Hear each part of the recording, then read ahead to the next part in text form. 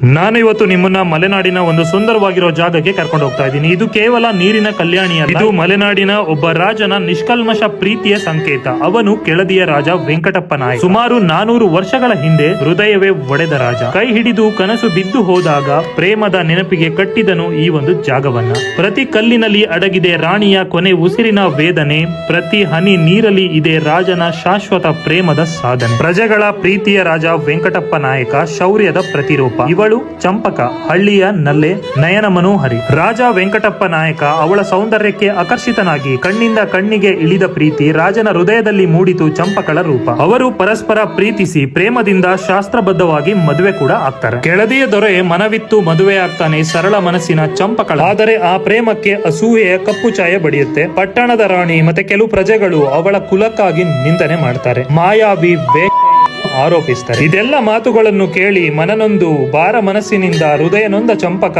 ಪ್ರೀತಿಯ ನಿಷ್ಕಲ್ಮಶತೆಯನ್ನ ಸಾರಲು ಆತ್ಮಹತ್ಯೆಯ ದಾರಿಯನ್ನ ಹಿಡಿತಾಳೆ. ರಾಜನಿಗೆ ಅಸಾಧ್ಯವಾದ ವೇದನೆ ಬರಸಿಡಿಲು ಬಡದಂತಾಗುತ್ತೆ. ಅಳಿದು ಹೋಗದಿರಲಿ ನನ್ನ ಪ್ರೇಮ, ಉಳಿದಿರಲಿ ನಿರಂತರ. ಪ್ರೀತಿಯ ಸಂಕೇತವಾಗಿ ನೊಂದ ಮನಸ್ಸಿನಿಂದ ರಾಜ ಈ ಒಂದು ಸುಂದರವಾದ ಕಲ್ಯಾಣಿಯನ್ನ ಕಟ್ಟಿಸ್ತಾನೆ. ಅದಕ್ಕೆ ಚಂಪಕ ಸರಸು ಅಂತ ಹೆಸರಿಟ್ಟು ಜೊತೆಗೆ ಕಲ್ಯಾಣಿಯ ಸುತ್ತಲೂ ಸಂಪಿಗೆ ಗಿಡಗಳನ್ನ ನೆಡ್ತಾನೆ. ಕೊಳದ ಮಧ್ಯದಲ್ಲಿ ದೇವಗುಡಿ, ಆ ಪ್ರೀತಿಯ ಆತ್ಮಕ್ಕೆ ಶಾಂತಿ. ಸುತ್ತಲೂ ಸಂಪಿಗೆಯ ವಾಸನೆ ಅವಳ ನೆನಪಿಗೆ ತರುವ ಆಯ್ದ ಶಾಂತಿ. ಇಂದಿಗೂ ಈ ಚಂಪಕ ಸರಸು ಜಗಕ್ಕೆ ಹೇಳುತ್ತಿದೆ, ಪ್ರೀತಿಗೆ ಜಾತಿ ಇಲ್ಲ, ಪ್ರೀತಿಗೆ ಸಾವಿಲ್ಲ.